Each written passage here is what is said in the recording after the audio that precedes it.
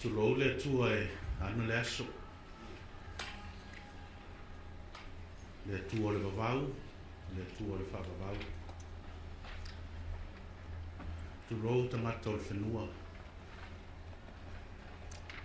Tu lo fionga le Chancellor. Me se fo o kulenga o le University nei. Fionga le Vice Chancellor and Pro Vice Chancellor. Tai o le University. Umo ono whatu lo pa i o lau whengaruenga. Ngā rudue, tātou ngā futa ni aso. Tu lo sui o whenga malo. Me se fo o sui o society. Civil societies. Tu lo pa i o le University. Tamamitene, halima tamaitai. Tu lo na lava. It is really a privilege and honor for me to be here and to share with you this morning.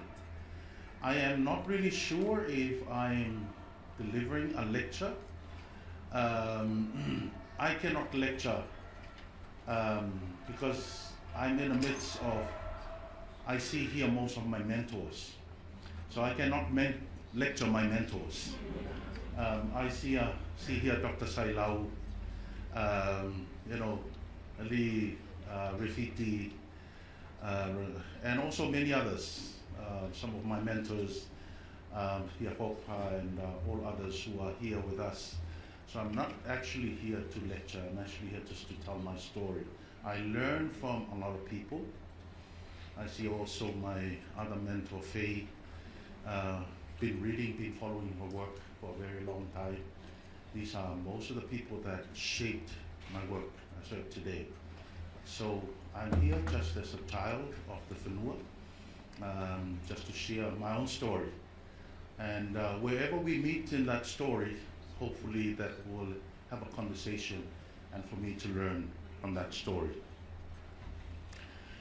My community called me, and I see that I have in the previous slide, I have a reverend and a professor. I have told my staff that I don't want any reverend and my professors anywhere in my name, anywhere in my community. So they asked me, so how do we address you? And then the council just recently gave me a name.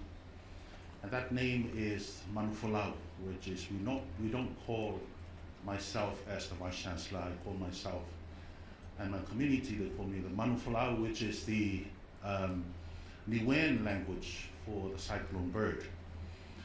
And there's a reason why. Now we use our metaphors and symbols to name ourselves. And there's a reason why I am named after that bird. Sometimes I create cyclones. And sometimes I come to inform people that the cyclone is coming. But other than that, my community continues to struggle with the naming aspect. So now you know that one of the work of colonization is really to meddle around with the naming philosophy or the naming aspect. That's why it's really particularly a struggle for us when we change the naming of things, especially within the university setting. So they came and told me, how about we name you Sir? I said, that's even worse. Don't name me a Sir. But Fiji, there is Sir, Sir, Sir. Everything is a Sir in Fiji. And you know why. Because the British Empire was there until the 1970s. But we continue to carry those terminologies in our systems and in our structure. Thank you indeed for the mihi this morning. It really brings me home and grounds me well this morning. That sense of grounding and spirituality is all what we need first and foremost. It's a prayer. But it also brings us together. So thank you very much for the invitation to be here. I only speak because I'm allowed to speak by the people of the Whenua. Last year in October, I delivered a public lecture at the University of Oxford. And one of the questions they asked was this: why is Tulo so important to you that you always say Tulo everywhere, Tulo, Tulo, Tulo? You say Tulo in everything that you do. And that was my answer to them. It's all about humility. It's all about bringing us to that moment of not only humility, but really creating the space really to acknowledge that we are incomplete and we are insufficient and we cannot say the whole story. We don't have the whole story. We only have part of the story. And my telling that my story that we'll share today is only part of the greater grand story that we continue to contribute to. So first and foremost, I would like to say Tulo if you are offended, or whatever that you see in my story this morning, I would say Tulo. Having said that, it wasn't meant to be, but I meant it in a way to respect and honor our stories and our ancestors. Of course, you always have a disclaimer. This is not an academic paper. It is a story, and that's what I learned from one of my mentors, Sailao. Tell stories. And then, so this is a story, which is why I said in the beginning that this is not a lecture. It's the way that I share what I do in the region. My story is from my own Itulangi, or my side of the heavens, or my side of the horizon, reassuring that every perspective must be declared limited. There's no perspective that claims the whole.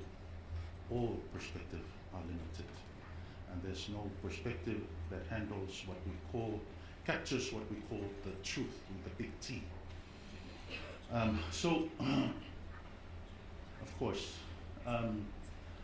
my constant reference to Pasifika communities means that I am speaking with rather than for them. Speaking with means that I speak with humility, that I can only speak from the memory of being Pasifika Island, not for it. And that is very important for me. Wherever I speak and whenever I'm invited to speak, I don't speak for Pacific communities, because I don't know other villages. I only know my family.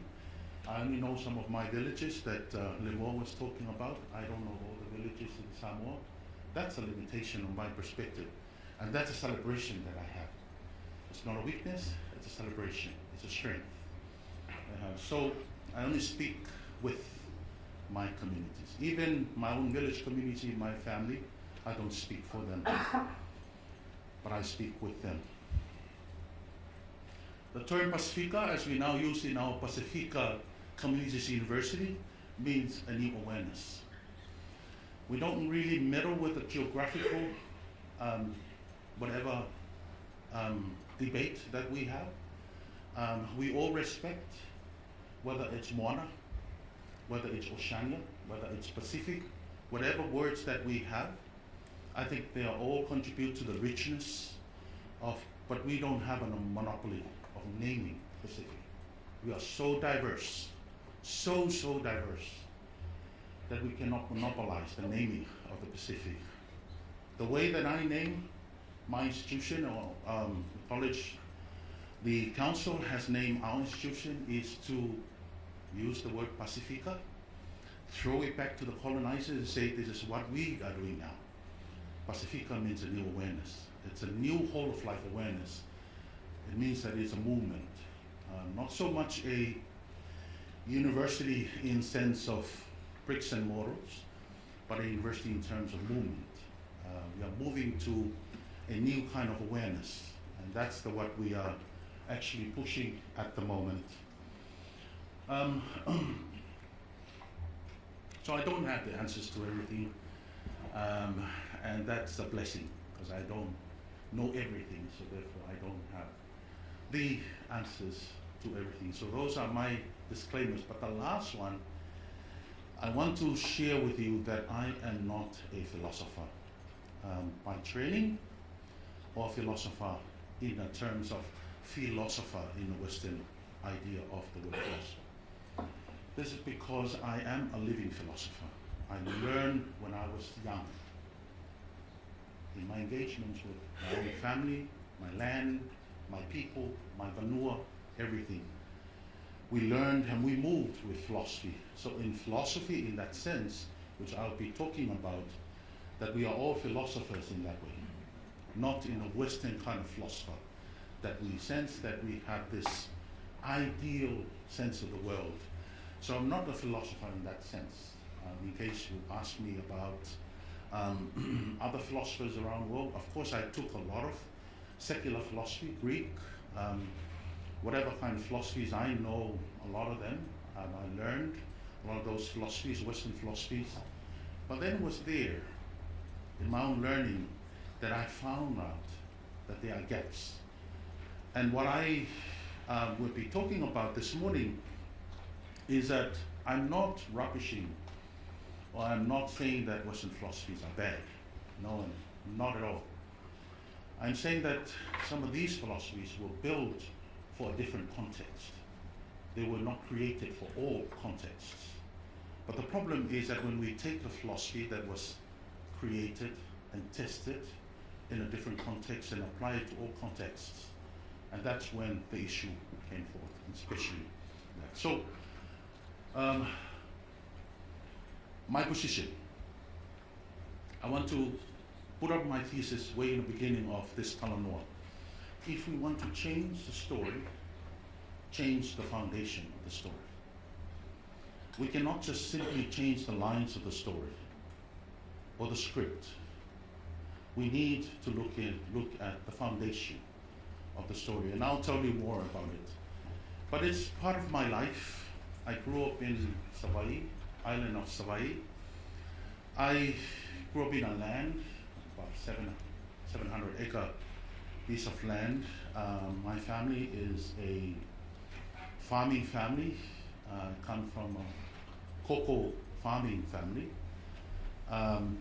We brought many of our people in the 1930s, 1940s to New Zealand, especially to Wellington, to train, all funded by the cocoa. And still some of my family continue to have a cocoa farm as one of the main providers from the Pacific for the Whitaker's chocolates in New Zealand. So we are the only provider. Because the Samoan cocoa tastes very different from all the other, so that's why. But I lived there. I've accompanied my grandfather, both my grandfather and my father, in all the traditional cultural engagements. I learned from the oratories. I learned a lot from the genealogies and all of that before I went to theological college and before I had my formal education, as we all know. But it is something that I've been passionate about. What are the foundations that we need for our story? For me, this is the issue. And this is probably not your issue, but it's my big issue. Did we know that most, if not all, of our national and regional policies and development frameworks are underpinned and shaped by Western philosophies? I cannot tell you many of them, but I'll tell you a few of them during this conversation and this story. Most, if not all, are driven by Western forms of philosophy. While reviewing our public policies, have we ever seriously considered questioning the philosophical and ideological foundations. That goes for everything. It's not just the policies, the frameworks, the models that we use, the methodologies that we use, the theologies, whatever it. Have we ever questioned their philosophical and ideological foundations? Have we accepted the fact that most of the knowledge and research produced in universities are for the market agenda and less for our communities? It is a fact. And I don't have to explain this to you. You all know that. Is it really for our communities? Or is it for the market? Is it just for the production of employment line? Or is it something else? Do we really know the ways of being and the ways of knowing of Pasifika communities? In other words, do we really understand our communities? And that's a question that I always ask to policymakers. So I've trained them for a few years. I've been asked my students, I've been asked many people that do we really, really understand our communities? Do we, what we have at the moment called indigenous knowledge or traditional knowledge, is that enough to tell us about our communities? And that's a question that I was raised. Okay. Our greatest test is not so much what we do not have, but rather what we already have that we cannot acknowledge as genuinely enough to take us further. That is always the problem that we have with our communities in the Pacific, that they don't acknowledge what they already have, because they look for what they don't have. There's a lot of time that we look for what we don't have, rather than looking at what we already have. And is that enough? Do we have the audacity to say, is that enough to build a story? We cannot just patch the leaks in the roof of a broken house. We need a whole new framing of a new foundation.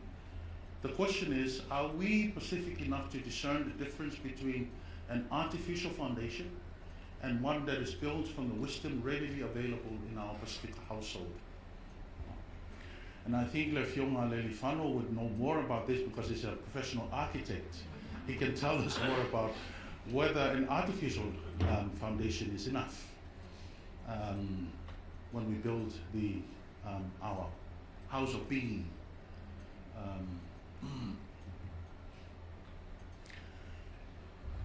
Many people have been talking about colonialism out there. I have been talking about this for quite a lot of years. I don't really care much about colonialism out there, though that we do. My greatest concern is the colonialism in us. That is my greatest concern. And I have this for Epelea Ofa. Epelea Ofa's ocean in us has become an established story. We use Epelea Ofa. But did it open up a space for a new storyline that was not part of our Ofa script? The colonialism in us. The idea of internalizing colonialism to the point where the ocean in us becomes the ocean for us. And that is what I would like to talk more about, is the danger of colonialism in us, because we do it better. Because now we know our cultures, we know our values, we know our strengths, and that makes colonialism in us more worse. And I want to speak more of it, because what we're trying to build at the moment is to have a conversation around colonialism in us. And what are those aspects of those colonialism in us? You'll know more than I do. For example, deep sea mining. Now we have Nauru, Cook Islands, Kiribati, and Tonga, of course. And then those from the leaders, just recently, leaders from Palau, Mohinui, and Marshall Islands have pleaded to governments to avoid irreversible environmental damage, such as the deep sea mining. And almost 40 countries called for moratorium on deep sea mining. And that's what I mean. If we know more about our ocean, and whatever we do in that ocean, the ocean in us becomes the ocean for us. Because in a sense that we are now trying to control the ocean and try to benefit from the ocean. So I'm not saying that deep sea mining is totally wrong. I'm saying that we have to have a serious conversation on what deep sea mining is, what I bet its benefits. Would it benefit more our indigenous communities rather than the corporations or the rich countries? So we have to have a more conversation around the what we have about the ocean. And then it comes to the question of ownership as versus custodianship, because it's a question that we need to have a conversation more about, the sense of ownership. Are we really the owners of the lands and oceans that we have, or are we custodians? Are we supposed to be owners, or are we supposed to be custodians? And this is a question that has always been a debate for many academics for a period of time right now, because of the tension between the sense of ownership. Some say that it's not a Pacific concept. Some say that it is a Pacific concept, the sense of ownership. But the sense of custodianship, it's definitely a Pacific concept. Some say it's not. So there's still a conversation around the importance of this. But we need to have more conversation around ownership versus custodianship. I have been in a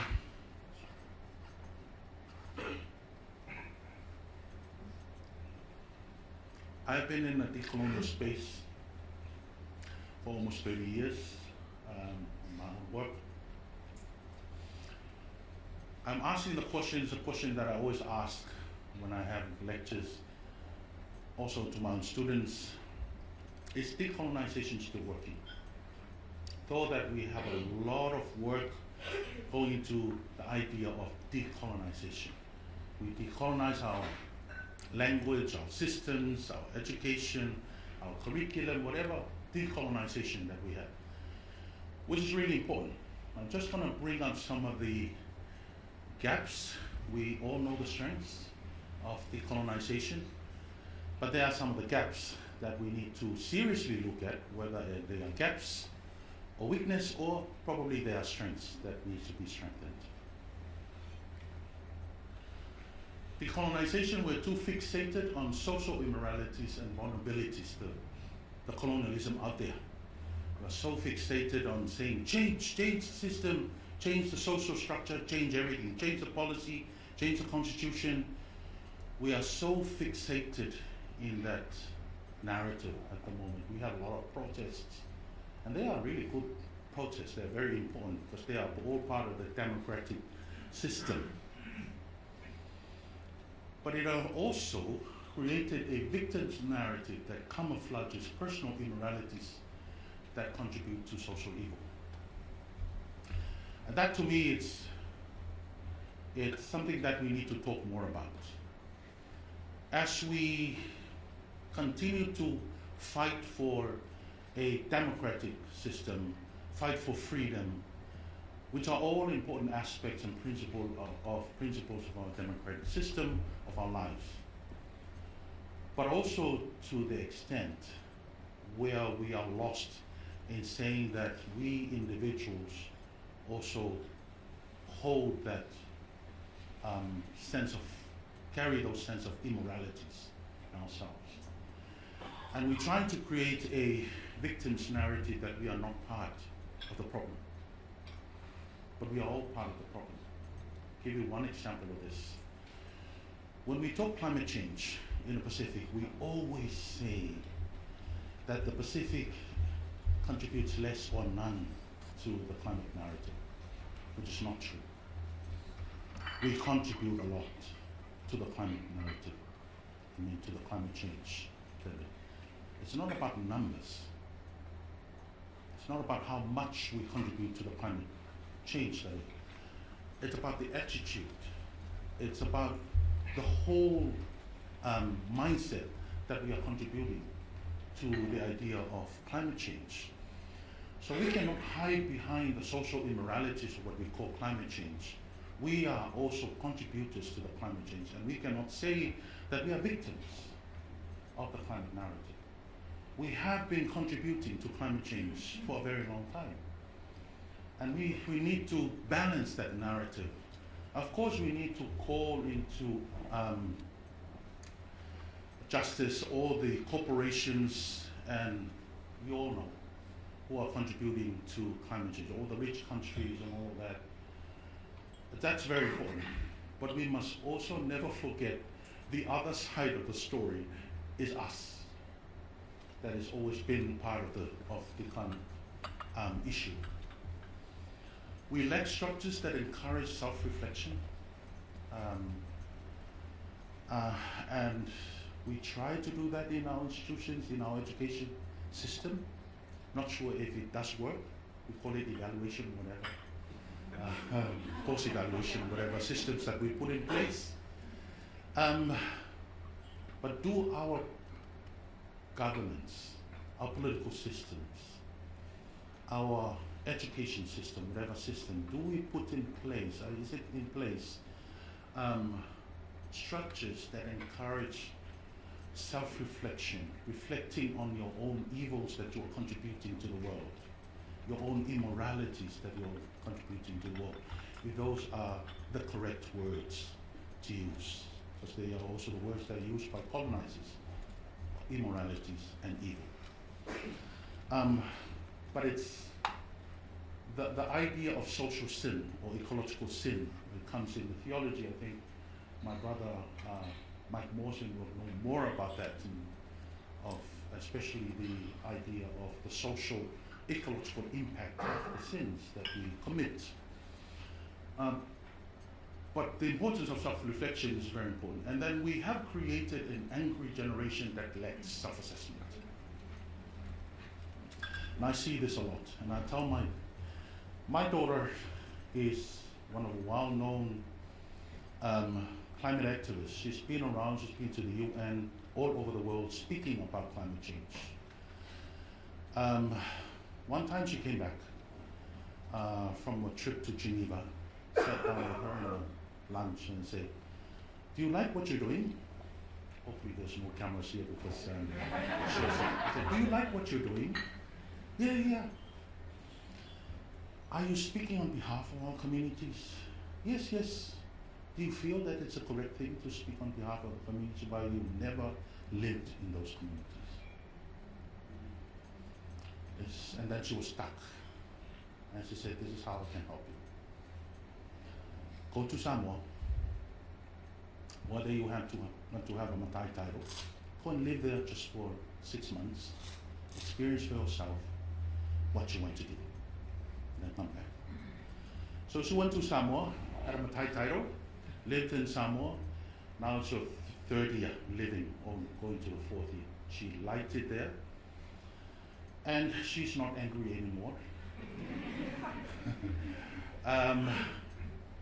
It's until you have a living thesis, and a living hypothesis, and a living vision, together with your elders, with your communities, that will really ground you, that you know what to say, and when to say it, and how to say it. And that's very important in terms of the va that we've been talking about. I don't mind protests. I don't mind activists, because they speak for our issues, and that I truly respect.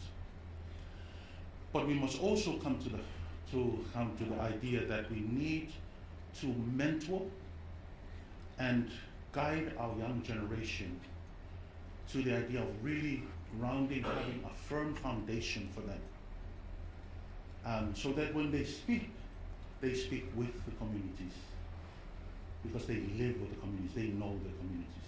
They don't speak for the communities. We are not productive enough to answer the AI questions and challenges. Of course, we are trying our best to do that. But in the decolonization, and now this new challenge is coming up, the AI challenge.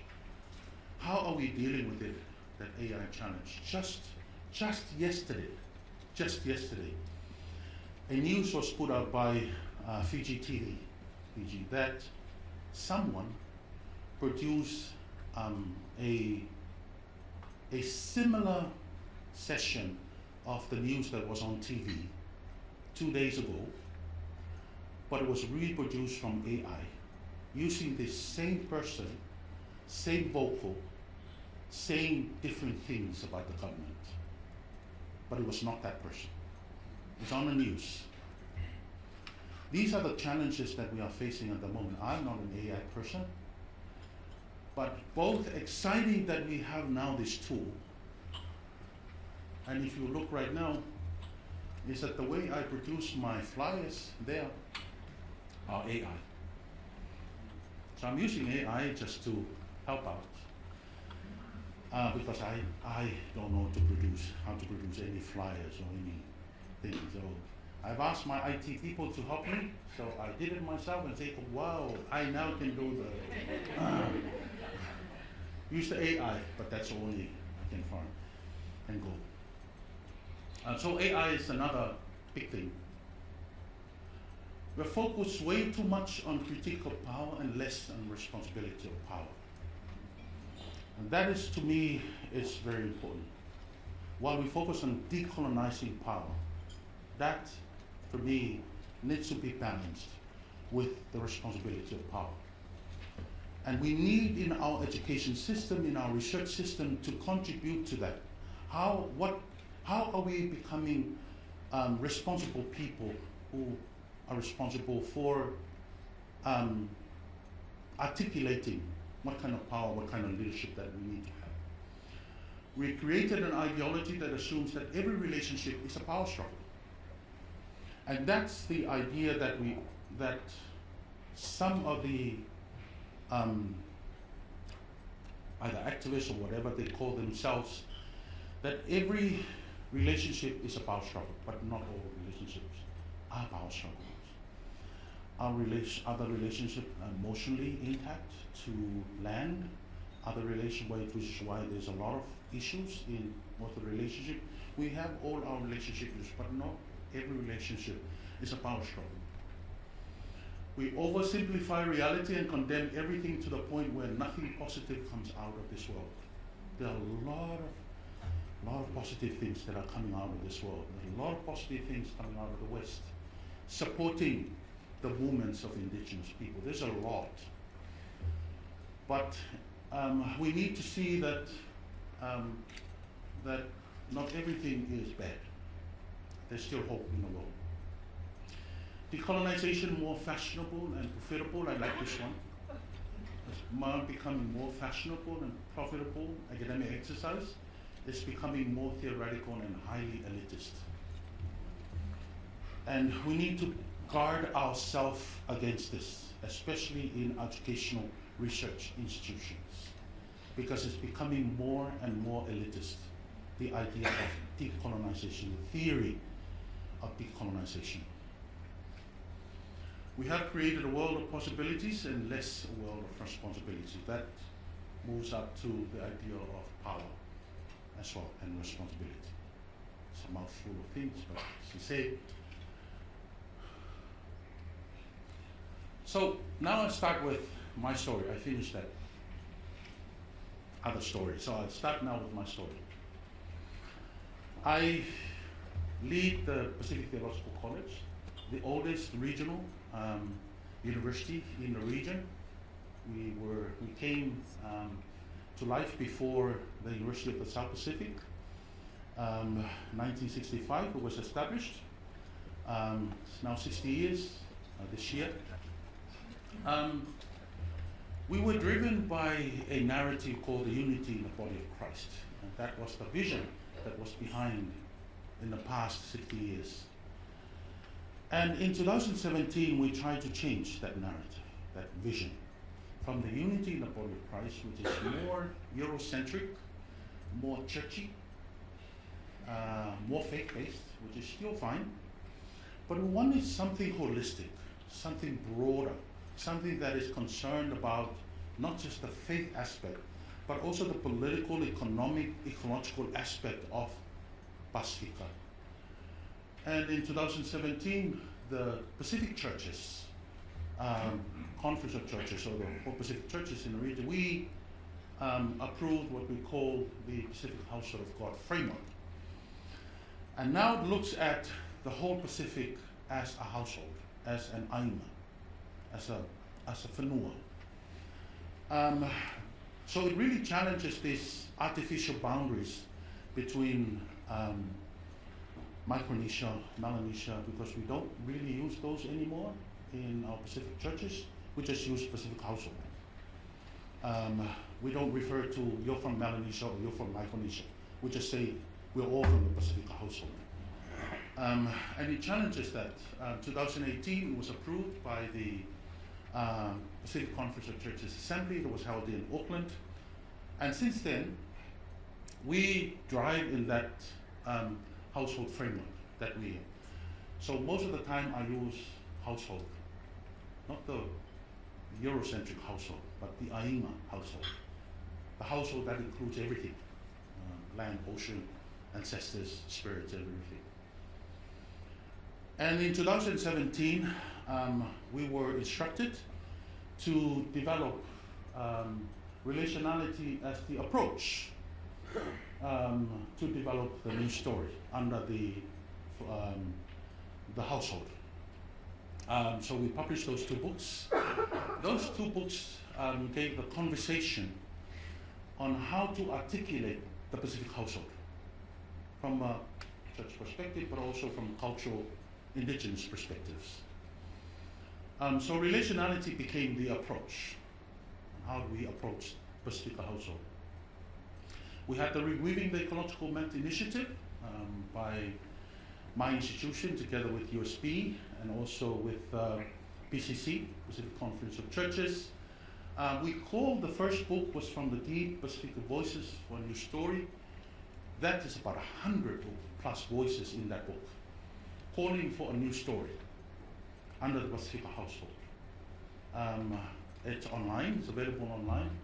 And then we have the Ecological and Economic Accounts book in the middle, looking at a different way of accounting system, accounting for what we have, alternative from GDP. And what are the new measures of growth, measurements of growth that we have, indicators of growth that are different from GDP. GDP is still there, it's very powerful, but how do we Pacific household articulate if we have our own indicators of growth? That is not just money, but also everything. And then the last one is the framework, the development framework that we tried to develop. Then there was an issue. The issue is that by 2019 we struggled because we needed a really firm foundation for the story. That's when we came up with multiple consultations since 2019. 2020 we came up with the whole of life, philosophy, theology, as the foundation for our new story of development. So we have to look at development from a holistic perspective, from a whole of life, multidimensional. I'll talk more about that. And then we need to create a home for this movement, whole of life movement, and that is why we created the Pasifika Communities University. That's me there, the Manufulau, if you see. But these are all the indigenous words in our structures, all from throughout the region, that we are naming our structures in the institution. So all our Vatele, council is called Vatele, and all other, our students are called Tolo. And I see that it's really nice to see some Tolo here with us from this university and others that came for the philosophy course. And of course, we started to call on the training of policymakers in the region and around the world. So this is the international course, Philosophies course that I've been offering since 2023. It's now 3 years now. This is the first cohort. Mostly policymakers, university lecturers, and PhD students. I see here some PhD students that were there last year. This is this year, last year, sorry. You see Tim and Rosanna here. We've all been part of that. We tried to limit it down to 30. Unfortunately, this year it's going up to 50. I said to my team, no, cut it down, we need to.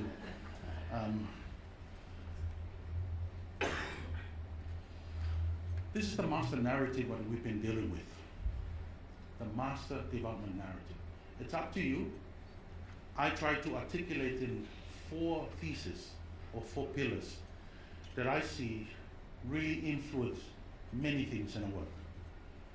The first one is the secularization thesis. It started with the secularization of power, the separation of church and state. We're all happy if we go back to history. We separated church and state. So the idea of secularization of power, the secularization of knowledge during the Enlightenment, where knowledge is no longer controlled by the church, but it's now come out and become secularized.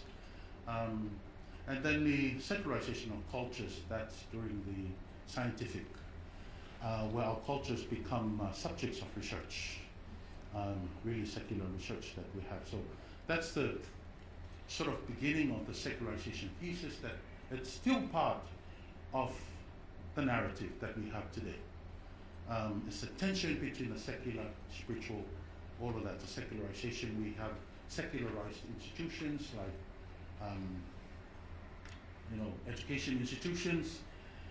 We have secular policies. Everything is secularized to the point of eliminating or just having little bit percentage of spirituality just in it, but only in the margin of that secularization thesis. And then we have the humanization thesis, the self and the turning inwards, the rise of humanism, of course, during the Enlightenment, and of course also the rise of the Reformation. I think Dr. Philosophies would know more about the history of Reformation that we have, but it is really that shift to the Reformation was also the shift to the individual morality, that you are justified alone through faith alone, not as a group, but alone as an individual person. So there's a lot of these sola gratia, sola whatever, that came out of the Reformation. So the individualization of morality, of faith, started with the Reformation. And then we have the rationalization thesis, started with the scientific method. And you all know that scientific method. You all know that despite the different variations that we have, we must have a problem, we must have a hypothesis. All this scientific method that we have still dominate, but it didn't just start yesterday. It started after the Enlightenment. And that really shapes our research. And also the idea of reason, of course the logical deduction, it's all part of that reasoning, the rational logic articulation of something. And the last one is the modernization thesis. The industrialization and rise of capitalism that came during the Enlightenment. And then the economic development that came after the 2 world wars, led by the US and Great Britain and other allies when they won the wars. Then they have this picture, this blueprint of development that they need to develop all the countries in the world that are uncivilized and undeveloped. So it came after the world wars, that economic development that we're having right now. Then we have the neoliberal paradigm of growth, early in the 1980s, that was driven by Ronald Reagan, Thatcher, and others. That really speaks of the new idea of growth. More profit, more growth, more production, all of that. And then today, we have the back and forth sort of the exchange between blue economy or green economy. And you all know what blue economy is and green economy is. But we're having a lot of issues with those economies. One of the issues is the green economy, for example, if I want to give you an example. Green economy is that we are preaching that this is the solution to the climate crisis. In order to solve that climate crisis, we have to resort to electric cars. And in order to get electric cars, we have to mine the ocean for the nodules in the ocean. That's where the deep sea mining comes in to create those nodules. So we are moving to, of course, solving the climate crisis to the green economy by creating another crisis, by mining our oceans. It's all economic, and it's all profit. It's all about growth. So our current development narratives continually reimagined around the principles of Western philosophical traditions, whether it's one truth, competition, we have to put ourselves through competing, put systems and countries and people competition with each other. We have a winner, we have a loser. We have a developed and we have an underdeveloped. We have all this competition. It is part of our democratic values. It's for us to compete, create a system of competition in our education system as well. 2019, when I became principal, I came on board and removed the price system in our university. I asked my faculty members, how can you give a prize to one person and 99% of the class don't have a prize? It's injustice. Do you know what it means? It means that you've succeeded in one person and you didn't succeed in the 99% of the class. How can we come up with a system where we reward all our students, not based on whatever they, though it's important, but we have to acknowledge because they are different. And then they have all their own different skills, different knowledge, and different capacities. But that's what it is. So all these endless growth, secularism, the individual self, continue to shape our development policies, so to say. So we are slave to the conditioning thinking. The problem is that we assume that we have a universal conditioning that works for everyone. Many of us are still enslaved to particular conditioning normalized by our cultures, worldviews, and stagnancy of our concept of time, until we find the courage to seek humility to see the world from another perspective. We could learn that the same story looks and smells different from the other side.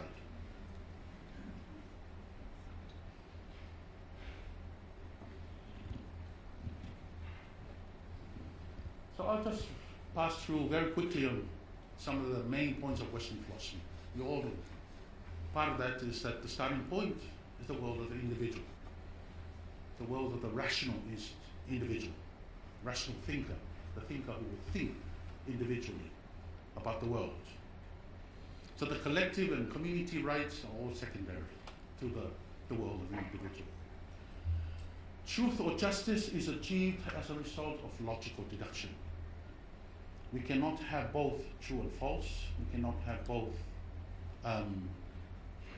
white and black. We cannot have both secular and spiritual. One has to be the truth, the other has to be the false. So we have true and false in everywhere. And I know all our students have been given true and false questions in their exams. Is it true or is it false? And always had hard issues trying to answer those true and false questions. Because from a Pacific perspective, there's nothing true, there's nothing false. Until we go behind the philosophies of those issues that we have, that we know that they are both interrelated. One makes the other truth, one makes the other false, in a sense that they are both complementary in a way that one speaks to each other and one reinforces the other. And I'll speak about mutual conviction later on. But we've been carrying this idea of truth, that is, we only know the truth by eliminating something else. And we do that in our research, we do that in our public policy, we do that everywhere. Sorry. Approach is one-dimensional, so it likes breaking things down into singular constituent parts and removes the areas of life that do not fit into that reality. So for example, it has been removing spirituality all along.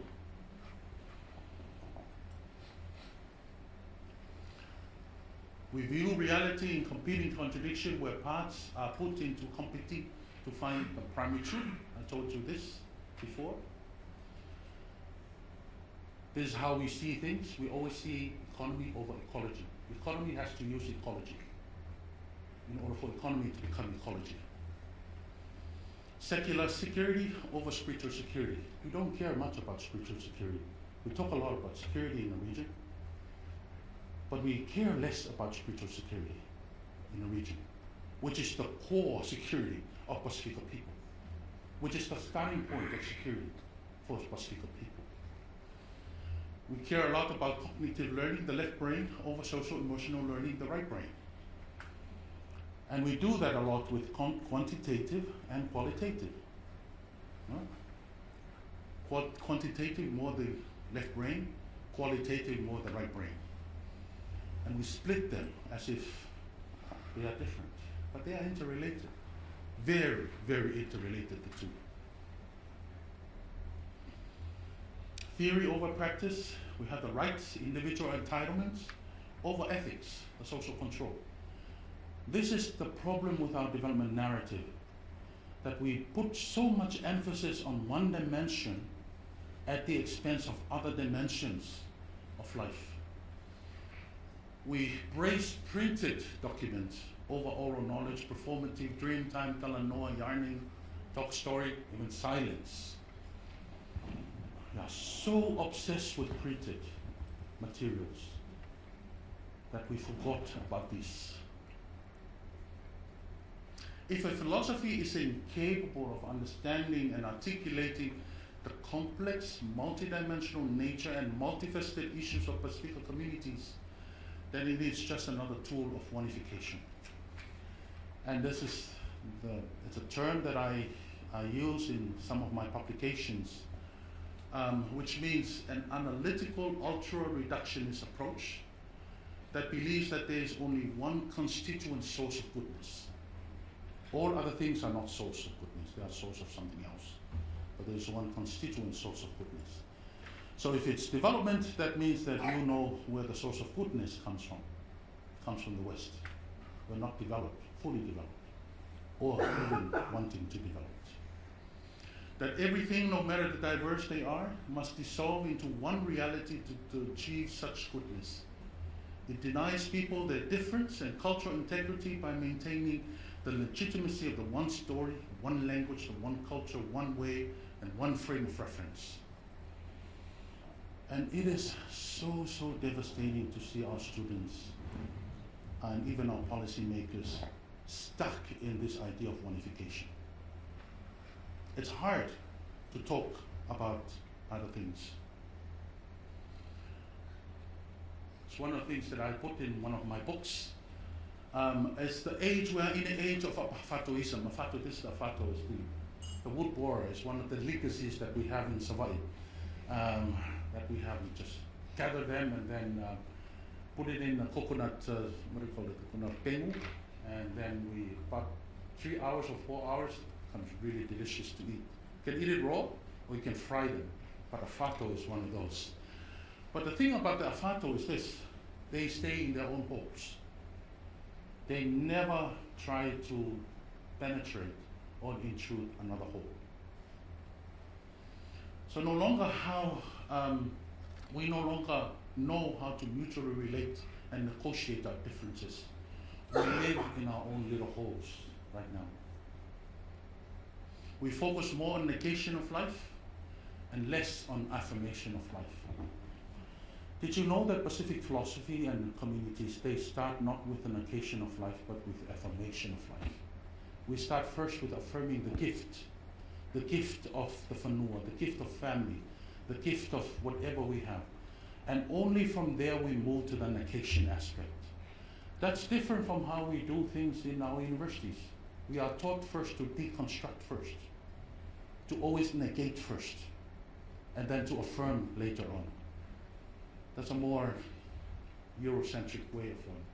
But it's a different way when you go to the communities. Even though there's a very hard life in a community, they say it's a gift. Embrace the gift. How can they affirm the gift in the light of what that does not seem to be a gift? It's a different way of mindset that they are dealing with. Oh, sorry. Did I turn it off? It means that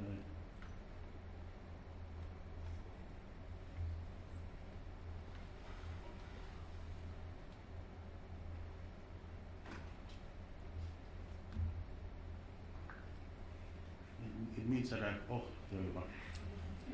It means that I have to finish now. We prefer to artificially relate on social media, on Facebook or whatever, while working in isolation in our own homes.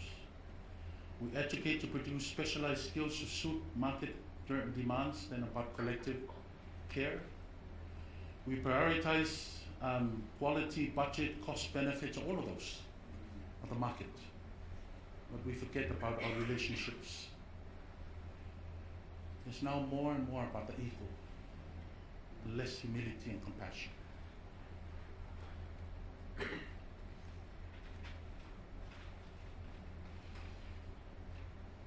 The strength of the current development narrative, this is its approach. It's a needs approach. All of us, we use this approach, whether we are doing curriculum, revising curriculum, re-curriculum. We ask for the needs of the communities. Whether we are developing a policy, we ask for the needs of the community. It's a needs-based approach. We always come to the community with a sense that we need to help them realize their needs. That they have needs, and we are the ones who will save them. We need to move to a resilience-based approach, where we say that our communities already have what they have to develop themselves. And for the needs will be based on those ones, on what is available to them in our communities. So, just to end with this, our Pasifika philosophies. Pasifika philosophy is about living relationship, but more specifically is about managing relationship from the control of the ego. Whether it's va, whether whatever philosophy that we have, it's all about controlling the ego.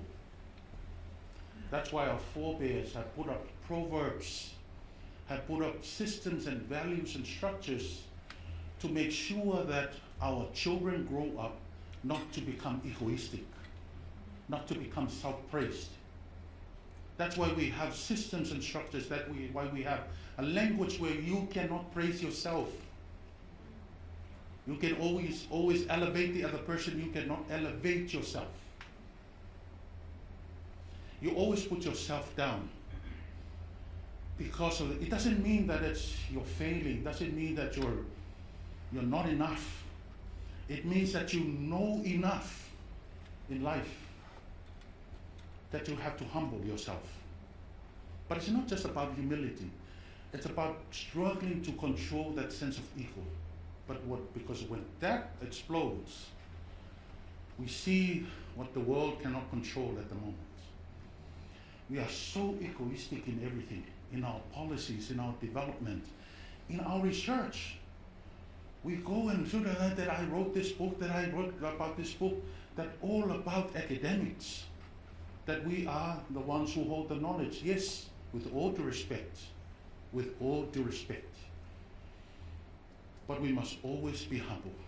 And that's the whole idea of Pacific philosophies.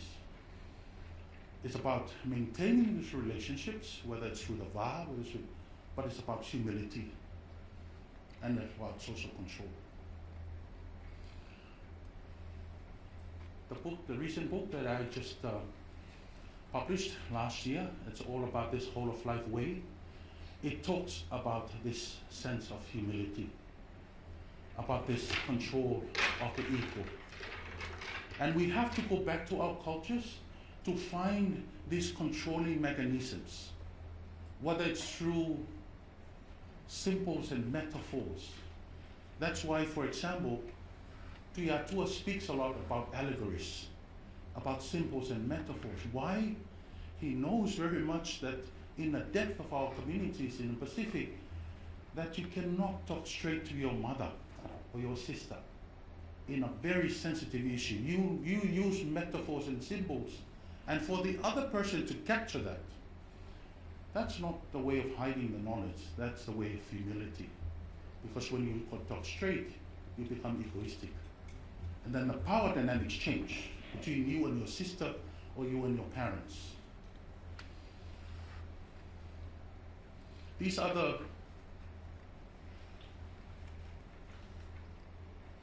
I just bring here the 5 principles of Pacific philosophies.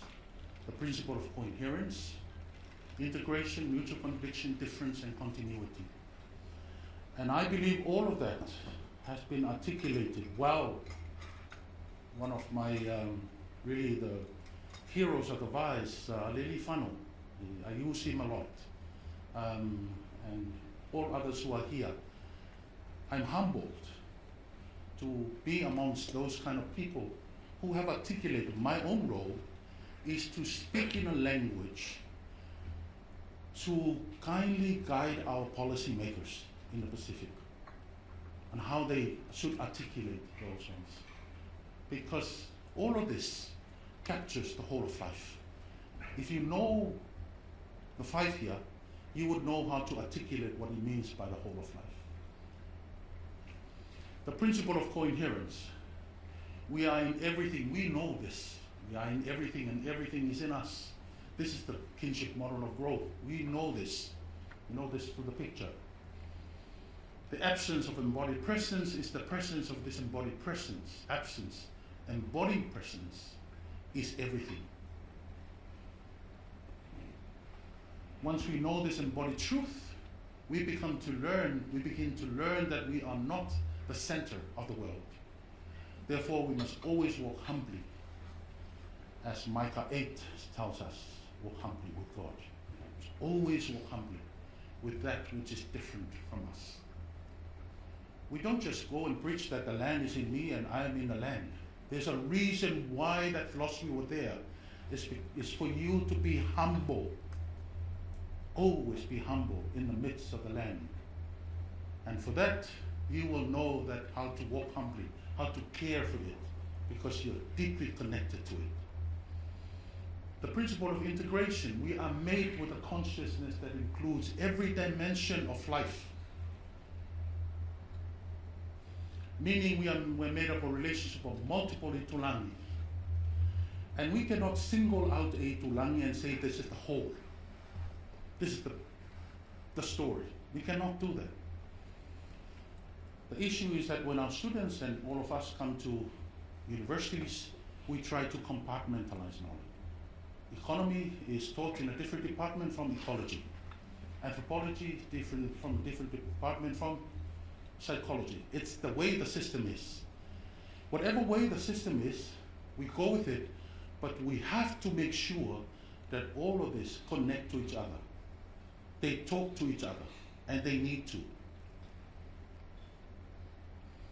For example, we have a project at the moment. It's called Restoring Gender. It's led by my Center for, and my team is actually questioning the fact that why is gender always a sensitive issue when it comes to the communities? Why there's a lot of pushback from churches, from communities when we talk about gender, feminism, all of that. There's a conversation around that.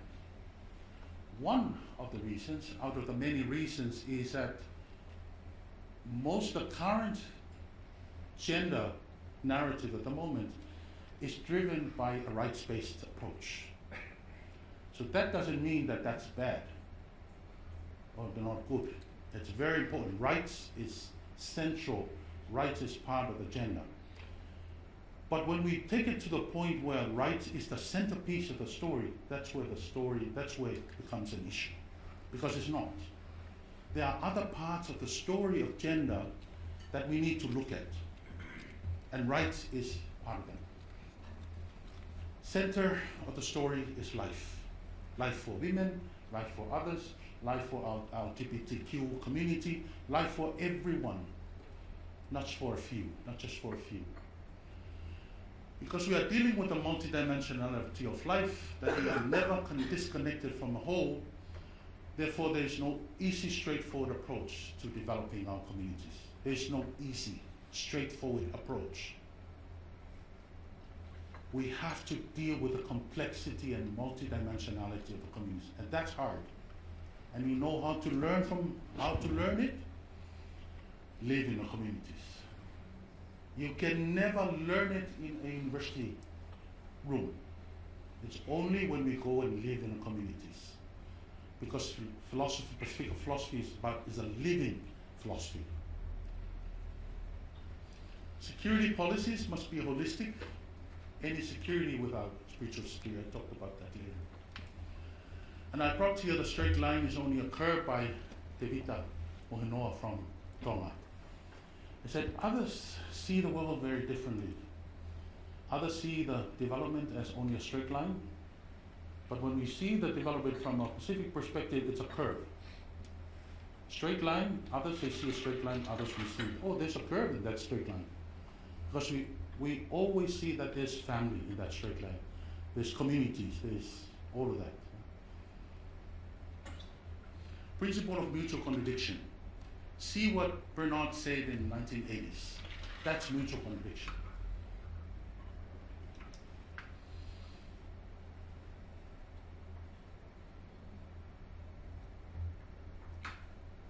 Ours is a vision of totality, a vision of cosmic harmony that sees the human person in its totality, with the spirit world as well as the animal and a part of that. This is what Tuiatu said in 2009.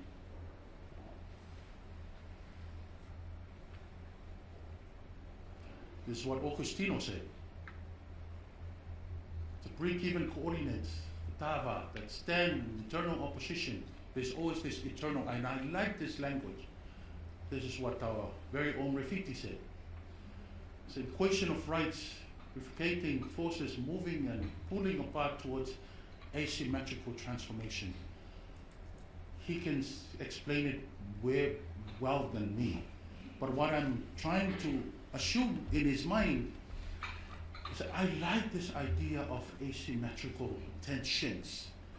Our world is built from moments of tensions and contradictions. And our world needs to really cope with those tensions and contradictions. We must never be eliminated in our process. That's what Western philosophy says in logical deduction. We must always exclude the other for the truth of the other. In Pacific philosophy, it's all about handling over that. They are not competing contradictions. These are mutual contradictions. They are contradictions, but mutual. They coexist everywhere.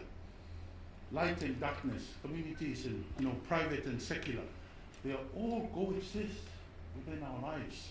You know what I'm saying? Aleli Fanon can say more about that to me. So living is the ability to sense of contradictory forces. I like this idea. That we have these contradictory forces in our lives, and it's about us to live in moments of tensions, because that is the birthplace of wisdom, when they're able to live in those tensions. I tell you, we must always struggle to live in the bridge of ambiguity, that bridge, tensions that we have. Because of the whole of life consciousness, communities embrace mutual contradiction without realizing it. You know that when we go to the communities, they never realize it's never a taught thing. Because when I go to the communities, they live it everywhere. They see the flow of the spiritual realm and the physical realm every time. And they live that every time. This principle of difference. To me, this is it. It's so central to our Pacific philosophy, the idea of difference, the genesis of different brand of evolution and respectful blending. Dealing with difference is the beginning of awakened mind. It is meant to be negotiated with humility, not eliminated. This is what Manulani says. We are the same differently. We know ourselves through others. Unity differentiates and connects us. That's a mutual contradiction. And that's what difference is. Because we must always strive to keep difference. The problem with our Samoan and other Pacific Islanders is that we have lost this idea of difference, and we are so much into the communalism that difference is really excluded from the picture. But we don't know that difference is so central to our Pacific philosophy, so key. Refiti says, for openness of the va that requires a certain vulnerability. When we come to this idea, this space of difference, there is also a sense of vulnerability in the va. And the principle of continuity. Pacific philosophy understands time to move as a whole, not in fragmented eras or periods. See this clock here? Fiji time? You will never catch it. People exist in time, not outside of it. Therefore, the past, present, and future dynamically unfolds before our eyes. People are constantly informed by never-ending beginnings. So in a way, the future, so the past is called Kawamamua, but Mua is the future, it's the front. But they call the past the Kawamamua. And the front is called the Kawamamahope. Mahope is really the past, but they call the future that. In Fiji, they call it Ngauna Iliu, which is the past, but Iliu means the future. And Ngauni Emuri means the past, but they call it the future. You see the contradiction here? It's confusing, but it's exciting. Samoa, Anamua, it means that they call the past Anamua, but Mua means the front, the future. And Amuli is the future, but Muli means the past. Amuli. You see the contradiction here? Huh? Not the other Muli that I'm talking about. Not see why the Mo is laughing when I say Amuli. It's called Amuli. Yeah? And that's a contradiction that we have. Ethics of restraint. Fijians call it Wakatatamu. Samoans call it Taufiofi. There are other languages. But this is a different system of growth that disrupts endless growth. It sets limits to our powers and entitlements. It's an ethical system put in place by ancestors to monitor greed and the explosion of the equal. It disrupts our obsession to expand, to produce and multiply, including our obsession for power and money. And Tuia always talk about Aya Tau. We all have Aya. Our human rights, we all that. But the defining concept is not Aya, the defining concept is the Tau. Is it appropriate? Is it relevant? Tuia talks a lot about that. The Tao brings in the ethics of restraint, not constraint, restraint. Because the Tao controls the equal in the rights. So that the right is not exploding to a more ecocentric or egoistic approach. And that's how we always imagine time. We all hate Fijian time. I do sometimes. We all hit Pacific time, but this is the thing. All of us have been taught in education, civilized, whatever we call it, when we go to the communities. The 9 a.m. for us is the 12 p.m. for them. Why? Not because they delayed, but because they wait for everyone to be present. Then nothing starts. It's all about everyone. They must not start without everyone. Of course, that's been abused as well, but that's why there's a delay of time, so that everyone's on board. Research policies and frameworks should change. The idea of research is problematic, as if knowledge is waiting for us. In fact, we don't research knowledge, we wait for knowledge. This is because knowledge is a gift, not a commodity. It's not out there for you to take. It's waiting for you until it is gifted to you. Only when the community trusts in us as the custodian of the knowledge that they will share the gift. Knowledge is a gift. It's not a commodity. It's not there. You're there to research, but you have to wait for it. Sometimes you go there 1 month, 2 months, you get nothing. That's something. Because you might get nothing out of your research, but what you get is the relationships that you're building. You know how to sit on a mat. You know how to speak some of the language. That's something. Because knowledge has to wait. The whole process of restraint and the VAR is there. The whole process of controlling our ego is there. We cannot serve the slowest or the lowest of all if we are too fast and slave to the arrogance of rapidity. Waiting is key to continuity and growth. We wait for people to be present before we make decisions. We wait for the land and sea to recuperate before we farm and fish again. This is the Sabbath for those in a sabbatical tradition. This is the idea of Sabbath. It's not about the day, it's about this. It's an ecological principle that is put by God in there for the land to breathe and recuperate anew.